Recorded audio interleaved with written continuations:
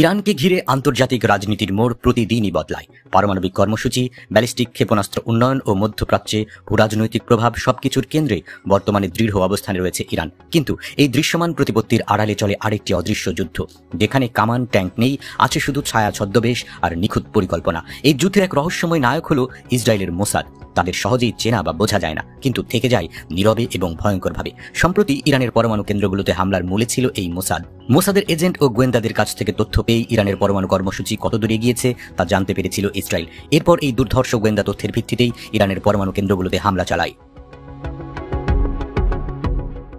British সংবাদ মাধ্যম the টাইমসের একটি প্রতিবেদন অনুসারে 2010 সাল থেকেই ইরানের পারমাণবিক স্থাপনা এবং ব্যালিস্টিক ক্ষেপণাস্ত্র কর্মসূচিতে গুপ্তচর পাঠিয়েছিল ইসরায়েল।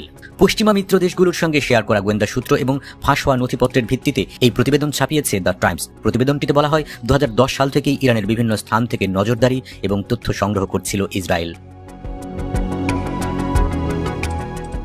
সংগৃহীত গোয়েন্দা তথ্যে দেখা যায়, 2024 সালের শেষের দিকে কয়েক সপ্তাহের মধ্যে একটি পরমাণু বিস্ফোরক যন্ত্র তৈরির পরীক্ষা চালানোর পর্যায়ে গিয়ে পৌঁছে ইরান। ফাঁস হওয়া নথিপত্রে এই তথ্য উল্লেখ করা হয়েছে। প্রতিবেদন অনুযায়ী ইরানের নাতানস পারমাণবিক স্থাপনায় হামলার আগে এর নকশা তৈরি করেছিলেন ইসরায়েলের গোয়েন্দা কর্মকর্তারা।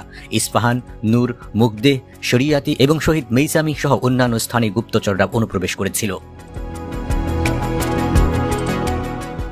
প্রতিবেদনে আরও বলা হয়েছে যে গোয়েন্দা নথিপত্র অনুযায়ী ইরানের ইসলামিক রেভলিউশনারি গার্ড কোরের সদর দপ্তরেও অনুপ্রবেশ করেছিল ইসরায়েলি এজেন্টরা। তাদের দেওয়া তথ্যেই IRGCর সদর দপ্তরে বিমান হামলা চালায় ইসরায়েল। 12 দিন ধরে চলা সংঘাতে শত শত যুদ্ধবিমান, সশস্ত্র ড্রোন ও ক্ষেপণাস্ত্র ব্যবহার করে ইরানে হামলা চালিয়েছে ইসরায়েলিরা। মূলত এই সংঘাতে ইসরায়েলকে সবচেয়ে বেশি সাফল্য এনে দিয়েছে গোপনে ইরানের অভ্যন্তরে ঢুকে সেখান থেকে বিভিন্ন অভিযান পরিচালনা করা, যার সবটাই করেছে ইসরায়েলের গোয়েন্দারা। 13 জুন ভোরের আলো ফোটার আগে ইরানে হামলা শুরু করে ইসরায়েলি বিমান বাহিনী এবং গোয়েন্দা সংস্থা মোসাদ। এর কয়েক ঘন্টা পর এমন কিছু ভিডিও ফুটেজ প্রকাশ করা হয়, যেগুলোতে দেখে মনে হচ্ছিল ইরানের বিভিন্ন অজ্ঞাত স্থান থেকে রাতের বেলায় এসব ধারণ করা হয়েছে। একটি ঝাপসা ভিডিওতে দেখা যায় ছদ্মবেশী পোশাক, নাইট ভিশন চশমা সহ সামরিক বাহিনীর বিভিন্ন সরঞ্জাম সজ্জিত মোসাদ সদস্যরা মরুভূমির মতো জায়গায় বসে অস্ত্র স্থাপন করছে। ইরানের আকাশ প্রতিরক্ষা ব্যবস্থা ধ্বংস করার জন্য এসব অস্ত্র বসানো হয়, যাতে ইসরায়েলি যুদ্ধ বিমানগুলো নিরবিচ্ছিন্নভাবে হামলা চালাতে পারে। এসব ঘটনা থেকেই বোঝা